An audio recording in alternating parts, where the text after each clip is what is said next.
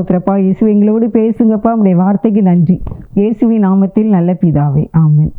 இன்னைக்கு உங்களுக்கு செய்தி என்ன அப்படின்னா, மறுபடியும் மறுபடியும் மறுபடியும் மறுபடியும்னா மீண்டும் இழந்து போனதை, இல்லாததை, பிரிஞ்சு கிடக்கிறத, என்ன அலங்கோலமாக இருக்கிறத கர்த்தர் மறுபடியும் என்னெல்லாம் செய்வார் அப்படின்னு சொல்லி உங்களுக்கு நான் சொல்கிறேன். எரேமியா 51:4 இஸ்ரவேலின் கன்னிகையே, மறுபடியும் உன்னை கட்டுவிப்பேன், நீ கட்டப்படுவாய் அப்படின்னு சொல்லியிருக்கு. அப்போ மறுபடியும் கட்டுவேன் அப்படின்னா, நீ கட்ட அவிழ்ந்து கிடக்குறீங்களா? குடும்பத்தில் பிரிவினைகளா? அது கணவன் மனைவிக்குள்ளே இருக்கலாம், சகோதரருக்குள்ளே இருக்கலாம், நண்பர்களுக்குள்ளே இருக்கலாம். எதுக்குள்ளே பிரிந்து கிடக்கின்றதோ அதை கர்த்தர் கட்டுவார். இடிந்து கிடக்கிறது, ஒருவேளை உங்கள் நேற்று எனக்கு தலை சீவிக்கிட்டு இருந்தேன் சாயங்காலம் போல். அப்போது நாங்கள் கூடி கொஞ்சம் பேர் ஜெபம் பண்ணுவோம், சும்மா ஜெபம் பண்ணுவோம். திங்கக்கிழமை தோறும் நாங்கள் ப்ரேயர் பண்ணுவோம். அப்போ நான் தலை சீவிக்கிட்டு இருந்தேன்.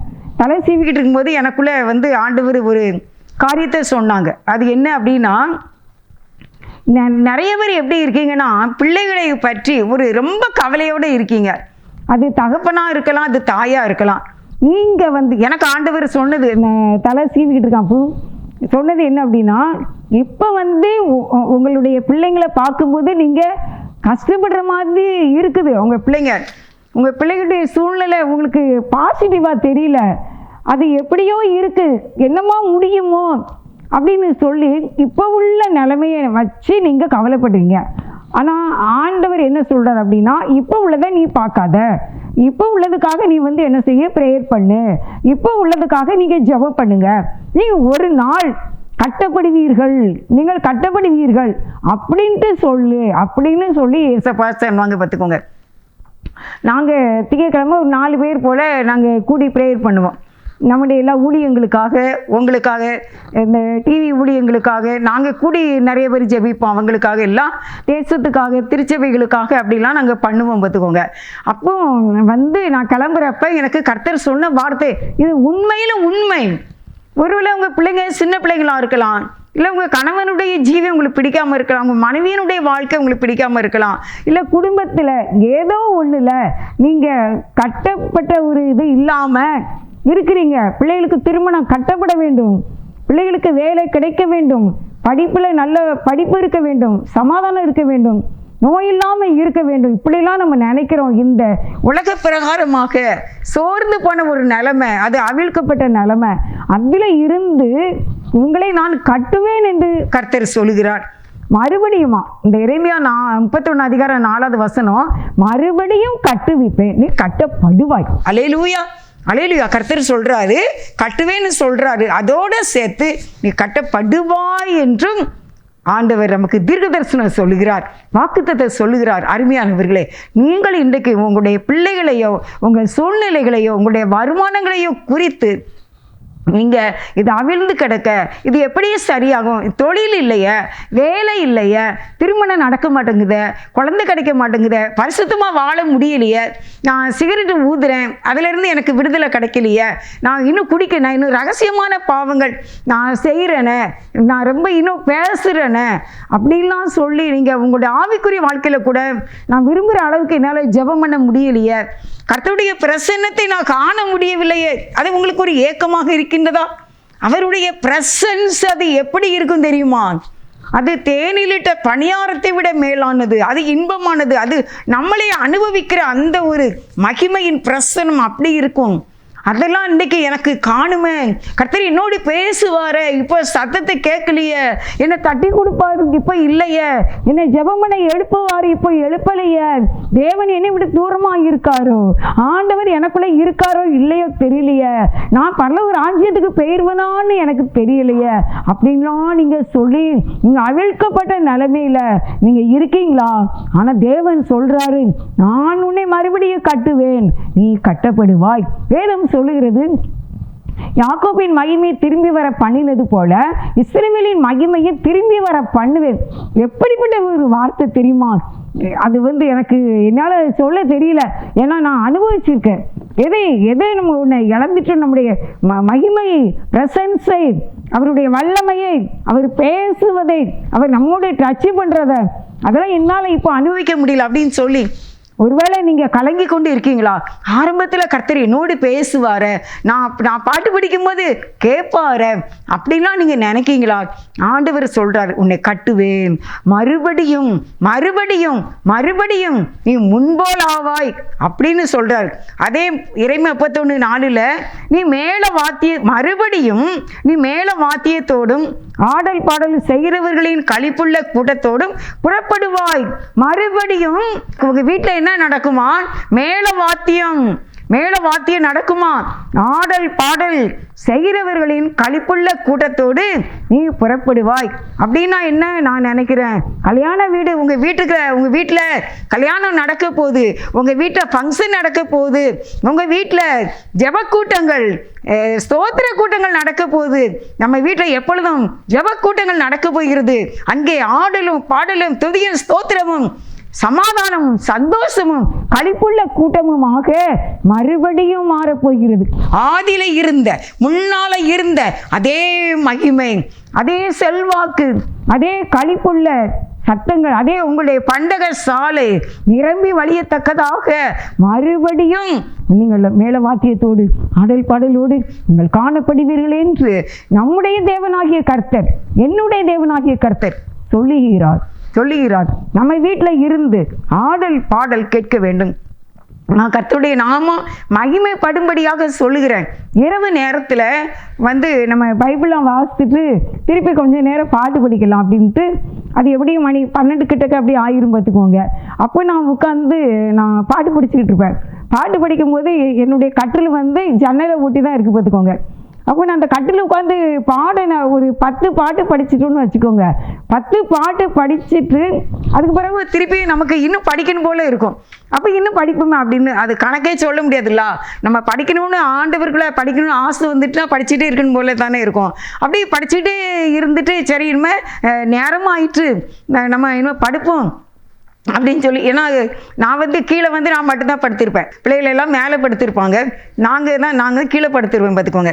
அப்போ நான் தனியாக நான் பாட்டுக்கு இஷ்டத்துக்கு அப்படியே பாட்டு படிச்சுட்டு இருப்பேன். அது பிறகு டைம் ஆயிடுச்சு, சரி நம்ம படுப்போம் அப்படின்னு சொல்லிட்டு நான் பாட்டை நிறுத்திட்டு லைட்டை அணைக்கும் போது ஜன்னல் பக்கத்தில் இருந்து அப்படியே ஒரு நபர் கடந்து போகிற மாதிரி எனக்கு இருக்கும். அப்போ நான் நினைப்பேன், ஆண்டவர் தான் நின்றுப்பாங்களோ இந்த பாட்டை கேட்குறதுக்கு. எதுக்குன்னா உன்னத பாட்டில் ஒரு வசனம் இருக்குது, உன் முகத்தை எனக்கு காண்பி உன் சத்தத்தை நான் கேட்கட்டும். உன் முகத்தை எனக்கு நேரம் காட்டு, உன் சத்தத்தை நான் கேட்கணும், நான் உன் பாடலை கேட்கணும், உன் ஜெபத்தை கேட்கணும் அப்படின்னு ஒரு வசனம் என்னை ரொம்ப டச்சிங்காக இருக்கும். நான் ரொம்ப ஜெபமே பண்ணாமல் வேலை அப்படி இப்படின்ட்டு போய்கிட்டு இருந்தேன்னா எனக்கு ஆண்டவர் இந்த வசனத்தை ஞாபகப்படுத்துவாங்க. உன் முகத்தை எனக்கு காட்டு, உன் சத்தத்தை நான் கேட்கட்டும். ஒரு சின்ன குழந்தைய நீங்கள் பார்க்குறீங்க, அவங்க அம்மாட்ட இருந்து உங்களை பார்க்கணும் அந்த குழந்தைன்னு உங்களுக்கு இஷ்டம் இருக்குமா இருக்காதா? இந்த பிள்ளை நம்மளை பார்க்க மாட்டாங்க, நம்மளை பார்த்து சிரிக்க மாட்டாங்க, நம்ம கிட்ட வரமாட்டாங்க அப்படின்னு நம்ம நினைப்போம்ல. அப்படி ஆண்டவர் நினைப்பாங்களா? அந்த பிள்ளை என் பிள்ளை என்ன பார்த்து பாட்டு படிச்சானே, என்ன பார்த்து ஸ்தோத்திரம் பண்ணானே, எதுக்கு தெரியுமா? நம்ம வாழ்றதுக்கு.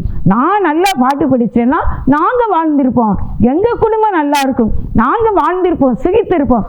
ஏன்னா துதி எடுத்தால் சாத்தான் ஓடுவான், ஆனால் நம்ம முறுமுறுத்து அவன் திரும்பி வந்துடுவான். இங்கே ஆடல் இல்லை, இங்கே பாட்டு இல்லை, இங்கே துதி இல்லை, இங்கே ஸ்தோத்திரம் இல்லை, இது இடிஞ்சு போட்டும், இது அப்படி பிரிஞ்சு போட்டும், ஒன்றுக்காவாம போட்டும் அப்படின்ட்டு நினைப்பான் சாத்தான். அதனால தான் ஏசப்பா சொல்கிறாங்க, துதி இல்லைன்னா சாத்தான் வந்துடுவான் பார்த்துக்கோ, அதனால நீ துதிச்சுக்கிட்டே இரு.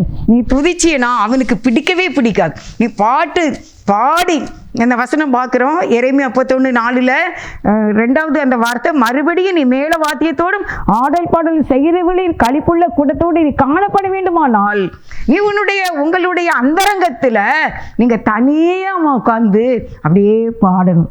பெண்கு ஏதோ ஒரு பறவை சொல்லுவாங்க, அது ரொம்ப நல்லா பாடுமாமா, குயில் பாடுமாமா, அது ரொம்ப இனிமையா இருக்கும், நம்ம ரசித்து என்ன செய்வாங்க கேட்பாங்க. அப்படி போல் நம்ம பாட தெரியுமோ தெரியாதோ, எனக்கெல்லாம் பாடே வரவே வராது. ஆனாலும் நான் பாட்டு படிக்கும்போது அந்த ஜன்னல் பக்கத்தில் ஒரு ஆள் இந்த பாட்டு முடிக்கையும் அப்படியே கடந்து போன மாதிரி இருக்கும். நான் நினைப்பேன், எப்பா நீங்கள் இதில் நின்று பாட்டு கேட்டுக்கிட்டே இருந்தீங்க, நீ இவ்வளோ நேரம் இருந்தீங்களா? ஐயோ நான் முடிச்சுட்டேன், நீங்கள் கடந்து போகிறீங்களா கேட்குறதுக்காண்டி ஆண்டு வந்தீங்களாப்பா அப்படி நினைப்பேன். எனக்கு ஆண்டவரே ஸ்தோத்திரம், உங்களுக்கு ரொம்ப நன்றி. அப்போ அடுத்த நாள் அதே மாதிரி அந்த நைட்டு வரும்போது நம்முடைய கடமையெல்லாம் முடிச்சிட்டு பைபிளை வாசித்து ப்ரேயர் பண்ணிட்டு அதுக்கப்புறம் நம்ம பாட்டுன்னு எடுக்கும்போது உடனே ஞாபகம் வந்துடும், தேவனுக்கு நிற்பாங்களே, ஆண்டவர் வானத்தை பூமியை படைத்த சர்வ வல்லமை உள்ளவர் நம்ம பாட்டை கேட்கறதுக்கு எதுக்கு தெரியுமா, எதுக்கு நிற்காரு தெரியுமா? உங்களுக்கு விரோதமான செய்வனை வரக்கூடாதுன்னு, உங்களுக்கு விரோதமான பொறாமைகள் வரக்கூடாதுன்னு, நம்ம அழிஞ்சு போகக்கூடாதுன்னு, நம்மளை மறுபடியும் கட்டுவிக்க தொழிலில் இனிமே நம்ம நடக்க போகிற தொழிலில் நஷ்டம் வரக்கூடாதுன்னு, திருமணமாகி போகிற நம்முடைய பிள்ளைகள் வாழ்ந்திருக்க வேண்டும் என்று, நம்முடைய பிள்ளைகள் குழந்தை பாக்கியங்கள் இருக்க வேண்டும் என்று, நம்முடைய பிள்ளைகள் கடன் பாரங்கள் தீர வேண்டும் என்று, சத்துரு வராதபடிக்கு தோல்வியை சந்திக்கக்கூடாது என்ற எண்ணத்தோடு தேவன் அங்கே நிற்பார். நாம் ஆடல் பாடல் துதி ஸ்தோத்திரம் இருக்கும்போது ஒரு கிறிஸ்தவன் வீட்டில் இயேசுவின் மார்க்கத்தை பின்பற்றுகிறவன் வீட்டிலே கர்த்தருடைய ஆடல் பாடல் சத்தம் கேட்க வேண்டும். அப்பொழுது பிசாசுக்கு அங்கே இடமில்லை, நமக்கு ரோதமான பொறாமைக்கு இடமில்லை, எந்த வன்கணுக்கு இடமில்லை, எந்த ஒரு தீய சக்திக்கு இடமில்லை. செய்வனை செய்து பார்க்கட்டும், திலிசுனியை வச்சு பார்க்கட்டும், ஏவல் வச்சு பார்க்கட்டும், ஆனால் நாம் ஆடல் பாடல் துதியோடு கர்த்தரை ஸ்தோத்திரிக்கும் போது கர்த்தர் நமக்கு பெரிய காரியங்களை செய்வார். உங்களுடைய ஒரு நாள் வாழ்க்கையில் ஒரு விஷயத்தில், எங்களுடைய குடும்பத்தில் ஒரு காரியத்தில் நான் தோல்வி அடைந்தேன். அப்போ எனக்கு என்ன செய்யணும்னு தெரியல. அன்றைக்கி நல்ல ஒரு சாப்பாடு, நல்லா சாப்பிடணும் அப்படின்ட்டு நான் கூட கொஞ்சம் அரிசி போட்டு வேற பொங்கியிருந்தேன். ஆனால் எனக்கு சமாதானம் இல்லை, பிரச்சனை ஆயிட்டு, என்ன செய்யணும்னு தெரியல. ஆனாலும் கர்த்தர் எனக்கு சொன்னார், அத்திமரம் துளிர் விடாமல் போனாலும், திராட்சை செடி பலன் கொடாமல் போனாலும், கர்த்தருக்குள் மகிழ்ச்சியாய் இருப்பேன், என் தேவனுக்குள் களி கூறுவேன் அப்படின்னு சொல்லி தேவன் ஞாபகப்படுத்தினார். பிறகு நடனமாடி ஸ்தோத்தரிப்பேன், அதான் நான் உம்மை துதிப்பேன், கைத்தாள ஓசையுடன் கர்த்தா நான் உம்மை துதிப்பேன். இது 2 பாட்டையும் நல்லா மாறி மாறி படித்தேன். சாப்பாடு வச்ச வயிற்றுக்கு சாப்பிட்டுட்டேன். ஆனால் 15 நாளுக்குள்ள தேவன் எங்களுக்கு ஒரு பெரிய அற்புதம் செய்தார். எதில் நான் தோல்வின்னு நினச்சேன், எனக்கு பார்க்க தோல்வி, ஆனால் தேவன் என் தலைமையில் எனக்கு ஒரு நல்ல பிளான் வச்சுருந்தாரு, நல்ல ஒரு ஆசீர்வாதத்தை எனக்கு வச்சிருந்துருக்காரு தெரியல. ஆனால் இவங்கெல்லாம் இப்படி படிச்சிருக்காங்களே, அத்தி மரத்தில் பலன் இல்லாட்டாலும், மாடுலாம் செத்து போயிட்டாலும், ஆடுலாம் செத்து போயிட்டாலும், எல்லாம் இழந்து போயிட்டாலும் நான் கர்த்தருக்குள்ளே சந்தோஷமாக இருப்பேன், எனக்கு அது போதும் அப்படின்னுட்டு அன்னைக்கு நம்முடைய பரிசுத்தவான்கள் எழுதியிருக்காங்களே ஆபகுக்குள்ள, நம்ம ஏன் பாடக்கூடாது, நம்ம ஏன் துதிக்கக்கூடாது அப்படின்னு நினச்சிட்டு தான் நான் படித்தேன். ஆனால் 15-20 நாளைக்குள்ள தேவன் எனக்கு ஒரு பெரிய அற்புதம் செய்தார். அல்லேலூயா, அல்லேலூயா. அதனால சொல்றாரு, இன்னைக்கு தோல்வின்னு நினைக்காத, நீ மறுபடியும் ஆடல் பாடல் சத்தத்தோடு மேளத்தோடு புறப்படுவாய். அடுத்த வசனம் எரேமியா 31:5 மறுபடியும், நான் 3 மறுபடியும் சொல்றேன். முதல் மறுபடியும் எரேமியா 31:4 ஃபர்ஸ்ட் ஒரு மறுபடி, கட்டப்படுவாய், கட்டுவேன், நீ கட்டப்படுவாய். 2வது, நீ ஆடலு பாடலு துதிய ஸ்தோத்திரம் உண்டாகும், நீ அப்படியே காணப்படுவாய். ஆடல் பாடலாக இழந்து போன எல்லாவற்றிலும் ஒரு துவக்கத்தை தந்து ஒரு ஆசீர்வாதத்தை கட்டளையிட்டு நீ ஆசீர்வதிப்பேன் என்கின்றார். மறுபடியும் 3வது 5வது வசனம், மறுபடியும் சமாரியாவின் மலைகளிலே திராட்சை தோட்டங்களை நாட்டுவாய், நாட்டுகிறவர்கள் அவைகளை நாட்டி அதன் பலனை அனுபவிப்பார்கள். மறுபடியும் என்னதாமா, மலைகளிலே நீ என்ன செய்வ, நீ திராட்சை தோட்டம் நாட்டுவ, நீ எதெல்லாம் இல்லாமல் இருந்துச்சோ அதெல்லாம் இனி உங்களுக்கு உண்டாகும். இல்லாதவைகளில் இருந்து இருக்கிறதை தருகிறவர். அப்படி இருதயம் அதிசயப்பட்டு பூரிக்கும். சீயோனின் சிறையிருப்பை கர்த்தர் திருப்பும்போது சொப்பன மாதிரி இருக்கும். ஆனால் அப்பொழுது உங்களுடைய வாய் நகைப்பினாலும் உங்கள் நாவு ஆனந்த சத்தத்தினாலும் நிறைந்திருக்கும் என்று கர்த்தர் சொல்லுகிறார். மறுபடியும் என்னெல்லாம் இன்னைக்கு கடனில் இருக்கீங்களா, மறுபடியும் நீ ஆசீர்வாதமாக இருப்பாய். ஒருவேளை நீங்கள் திருமணம் ஆன நாட்களில் உங்களுக்கு கடனே இல்லை, ஆனால் இப்போ நீங்கள் கடனில் இருக்கீங்க, உங்கள் கடனை அடைச்சிருவார். உங்களுடைய பிள்ளைகள், நீங்கள் பிள்ளைகளாமல் இருந்தீங்க, உங்களுக்கு குழந்தை கொடுத்தாரு, ஆசீர்வதிக்கிறார், திருமண காரியத்தை செய்வார், உங்களுடைய வீடு கட்டுமான பணி முடிவடையும், நீங்கள் ரட்சிக்கப்படுவீர்கள், உங்கள் பிள்ளைகள் ரட்சிக்கப்படுவார்கள், நீங்கள் விரும்புகிற காரியம் உங்களுக்கு கொடுக்கப்படும், நீங்கள் கட்டப்படுவீர்கள், கட்டப்படுவாய். மேல வாத்தியத்தோடு புறப்படுவாய். நீங்கள் பாடி துதிக்கும் போது மறுபடியும் தோட்டங்களை நாட்டுவீர்கள், அதை நீங்களே புசிப்பீர்கள். நீங்கள் தொழில் செய்வீர்கள், அதை நீங்களே அனுபவிப்பீர்கள். உங்கள் கைகளின் பிரயாசத்தை கர்த்தர் ஆசீர்வதிப்பார். தவறு மட்டும் பண்ண வேண்டாம், பாவம் மட்டும் செய்ய வேண்டாம். இயேசுவுக்கு இசைவாக இருப்போம், ஆண்டவருக்கு பங்காளியாக இருப்போம், அவர் சத்தத்தை மட்டும் கேட்போம். Holy spirit my God, good morning holy spirit, good afternoon holy spirit. எப்பவுமே நம்ம காடு, நம்முடைய பரிசுத்த ஆவியானவர் நம்மோடு வைத்துக் கொள்ள வேண்டும். அவர் தான் ஆறுதலின் ஆவியானவர். அவர் என்கரேஜ் பண்ணுவார். ஆண்டவரை தேடிக்கோ, ஆண்டவரை பிடிச்சிக்கோ, பைபிள் படிச்சுக்கோ, வசனத்தை பார்த்துக்கோ, மனசுல மெமரி பண்ணு. நான் உனக்கு வாக்கு கொடுத்திருக்கிறார் ஆண்டவர், மெமரி பண்ணிக்கோ. சொல்லிக்கிட்டே இரு, தேவன்கிட்ட சொல்லிக்கிட்டே இரு. பயப்படாதேன்னு சொன்னீங்களப்பா, நீங்க தானப்பா சொன்னீங்க, சொல்லிக்கிட்டே இரு. ஏன்னா பரிசுத்த ஆவியானவருடைய என்கரேஜ் அனுபவிச்சு இருக்கிறேன். அவர் என்கரேஜ் பண்ணிக்கிட்டே இருப்பார். அதை என்னால் சொல்லவே முடியாது. அந்த பரிசுத்த ஆவியானவர் என்னை ஆண்டவருக்கு நேராக உந்தி தள்ளுவார். பின்வாங்குற மாதிரி கண்டிஷன் வர்றப்ப அப்படியே பரிசுத்த ஆவியானவர் அப்படியே உந்தி தள்ளுவார். ஏன்னா அவர் பாவத்தை குறித்து சொல்வார், நீதியை குறித்து கண்டித்து உணர்த்துவார்.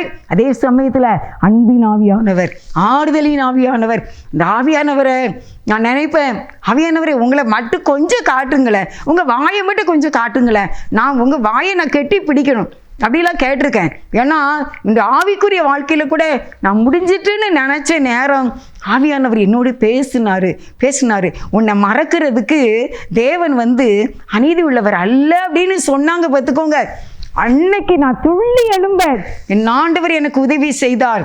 என்ன ஒரு ஆவியானவர். நான் அவர்கிட்ட கேட்டேன், நீங்க எவ்வளவு பெரியவங்கப்பா, என் வீடு எத்தனை அடி நீளம், சும்மா நம்பர் சொல்லக்கூடிய அளவு நீளம் உள்ள வீடு தான், இந்த வீட்டுக்குள்ளேயா நீங்க வந்தீங்க, இங்க என்கிட்ட பேசுனீங்க, நான் புகழோடு பொண்ணோடு அப்படிலாம் நான் இல்லையே, நான் படிக்கலையே, நான் ஒரு ஏழை மகளை, என்கிட்ட நீங்க இப்படி பேசிட்டீங்களாப்பா, உன்னை மறக்க மாட்டாரு தேவன், உன்னை மறக்க மாட்டாரு, பிடிச்சுக்கோ வசனத்தை பிடிச்சுக்கோன்னு பரிசுத்த ஆவியானவர் சொன்னார். பார்த்துக்கோங்க, திரும்ப எனக்கு தேவன் ஆவியானவர் என்னை கையை பிடிச்சு தூக்கி விட்டாரு.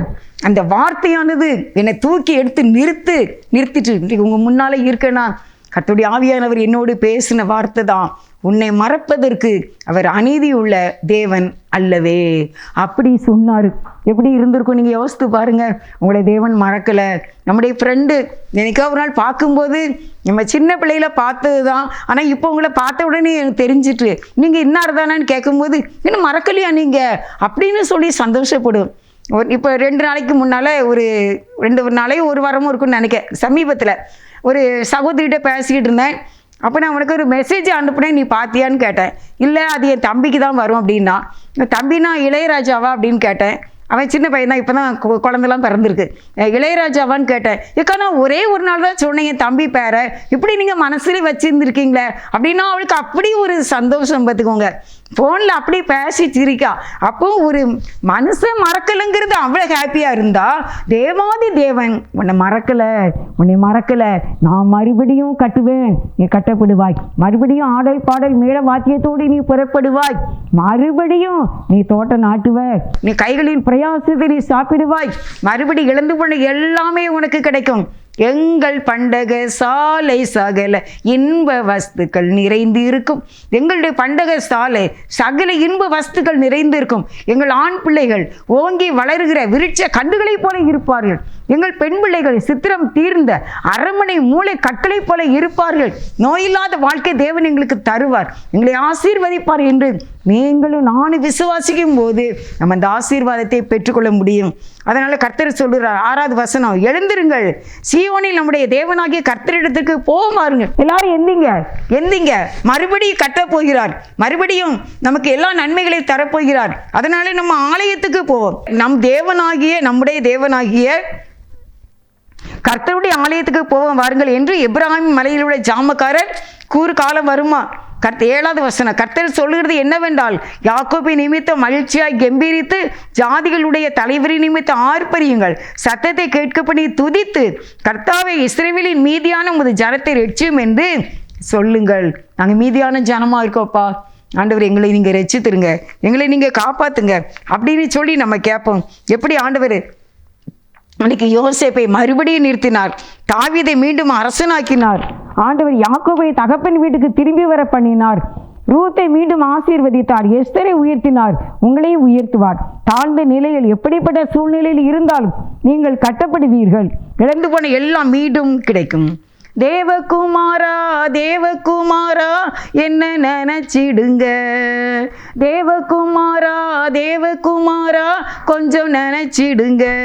நீங்க நினைச்சா ஆசீர்வாதம்தான், என்ன மறந்தா எங்கே போவேன் நான். நீங்க நினைச்சா ஆசீர்வாதம்தான், என்ன மறந்தா எங்கே போவேன் நான். தேவகுமாரா தேவகுமாரா என்ன நினைச்சிடுங்க, தேவகுமாரா தேவகுமாரா கொஞ்சம் நினைச்சிடுங்க.